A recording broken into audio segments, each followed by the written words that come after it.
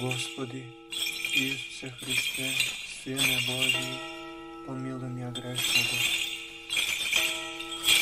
Во името на Отецот и Синот и Светиот Дух. Драги браќа и сестри, денес, во оваа 11-та недела по Педесетница, Црквата ни нуди длабока духовна поука преку Евангелието според Светиот апостол и евангелист Матеј. Ова е параболата за немилосрдниот должник кој ни зборува за Божиото неизмерно милосрдие и за нашата обврска да го одразуваме тоа милосрдие во нашите односи со блиските. Во време кога светот е исполнет со поделби, омраза и неправди, оваа парабола не подсетува дека Царството Божјо не е далечна надеж, туку реалност што треба да ја живееме овде и сега, преку делата на љубовта и простувањето. Да започнеме со самата парабола. Господ Исус Христос ја раскажува вака: затоа Царството Небесно прилега на цар кој побарал да ја расчисти сметката со своите слуги. И кога почна да ја расчистува сметката, доведоа при него еден што му должеше 10.000 таланти. Бидејќи тој немаше со што да му плати, господарот му нареди да го продадат него, жена му, децата и се што имаше. И така се да му исплати. Тогаш слугата падна пред него, му се поклонуваше и велеше: Господару, биди трпелив кон мене и се ќе ти исплатам. Господарот на тој слуга се сожали, го пушти и му го прости долгот. Ова е почеток на приказната која ни ја раскажува како Божиото милосрдие е бесконечно. 10.000 таланти е огромна сума. Во античко време тоа било еквивалентно на милиони денешни пари. Никој не можел да врати таков долг, но царот, кој го представува Бог Отецот, не бара правда според законот, туку покажува милост. Тој не само што го ослободува должникот од казна, туку целосно му го простува долгот. Ова е сликата на Божјото спасение. Ние како грешници му должиме на Бога бесконечен долг поради нашите гревови, но тој преку жртвата на својот син не ослободува од тој товар. Меѓутоа, параболата не завршува тука. Должникот кој што туку добил таква огромна милост, излегува надвор и го среќава својот ближен, кој му должи само 100 денарии, мала сума во споредба со 10.000 таланти. Наместо да покаже милост, тој го фаќа за врат, го фрла во затвор и бара целосна исплата. Кога другите слуги го виделе ова, се пожалиле ке господарот, кој го повикува назад и му вели: лош слуго, јас ти го простив целиот твој долг, зашто ме замоли. Не требаше ли и ти да се смилуваш над свој другар како што јас се смилував над тебе? И тогаш господарот го предава на мачителите додека не го врати целиот долг. Оваа парабола е моќен повик за само преиспитување колку пати ние, кои сме добиле Божја милост преку крштевањето, Евхаристијата и исповедта, одбиваме да простиме малку на нашите блиски. Колку пати држиме лутина за ситни навреди, додека Господ Бог ни простува огромни гревови. Светиот апостол Павле во посланието до Коринтијаните, кој исто така се чита денес, не подсетува дека ние сме печат на апостолството, сведоци на Христовата љубов. Ако не живееме според тоа, тогаш нашата вера е празна. Сега да се задржиме на моќниот цитат од евангелското четиво, кој ја сумира целата поука. Така и мојот Отец Небесен ќе постапи со вас, ако секој од вас од срце не му прости на братот свој за гревовите негови. Овој цитат е како гром од ведро небо.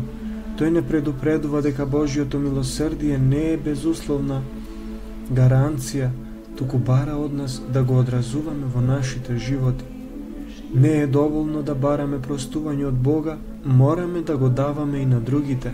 Ова е суштината и на молитвата Оче наш. И простини ги долговите наши, како што и ние им ги простуваме на нашите должници. Во теолошка смисла оваа парабола ни открива дека црквата е заедница на милосердни луѓе, како што вели светиот Јован Златоуст во своите беседи. Милосрдието е кралица на добродетелите, бидејќи го имитира самиот Бог. Бог не е далечен судија, туку милосрден татко кој ни прости преку крстот на својот син. Христос во своето воскресение ни даде сила да простуваме, но ако одбиеме да простиме, ние се одвојуваме од таа заедница, како што вели светиот апостол Јаков. Судењето ќе биде без милост за оној што не покажал милост, а милоста е надмоќна над судот. Да размислиме за практичната промена во нашиот секојдневен живот, во денешното општество, полно со конфликти, од семејни расправи до глобални војни. Оваа парабола не повикува на радикално простување. Замислете го родителот кој простува на детето за грешките, сопружниците кои се помируваат по расправија или соседите кои надминуваат стари лутини. Една вистинска приказна од животот на светиите. Светиот Серафим Саровски бил нападнат од разбойници и тешко повреден. Кога го фатиле, тој не само што не барал казна, туку ги молел да ги пуштат, велејќи: тие се мои браќа. Ова е жив пример за милосрдието од параболата. Понатаму, милосрдието не е само емоција, туку делат на љубов, како што вели и Господ. Бидете милосердни како што е милосерден и вашиот Отец.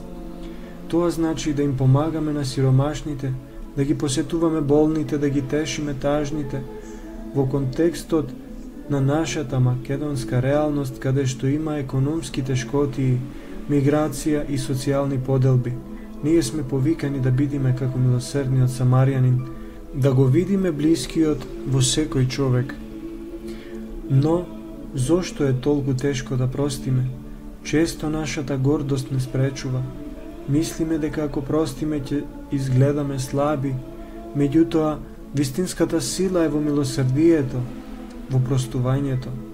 Психолозите денес потврдуваат дека простувањето ослободува од стресот и депресијата, додека лутината не уништува одвнатре. Како што вели и псалмопевецот: милосрдието и вистината се среќаваат, и правдата и мирот се целиваат. Милосрдието не ја негира правдата, туку ја надминува.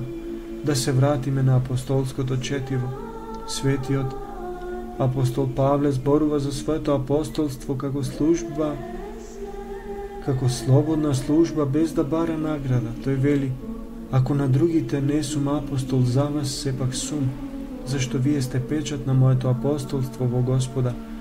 Ова не подсетува дека нашата вера се докажува преку дела. Ако сме вистински следбеници на Христа, тогаш нашето милосрдие ќе биде печат на нашата вера. Во заклучок, драги мои, оваа недела не повикува на лична преобразба, да се испитаат нашите срца, кому се уште не сме му простиле. Кој долг држиме против блискиот? Нека моќниот цитат од Евангелието: така и мојот Отец небесен ќе постапи со вас, ако секој од вас од срце не му прости на братот свој за гревовите негови. Биде наш водич. Бог ни прости бесконечен долг. Сега е наш ред да простиме малку.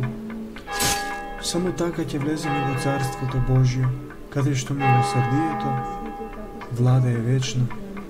Нека Господ ни даде сила да живееме според оваа полка. Амин. Господи Исусе Христе, Сине Божи, помилуј ме грешного.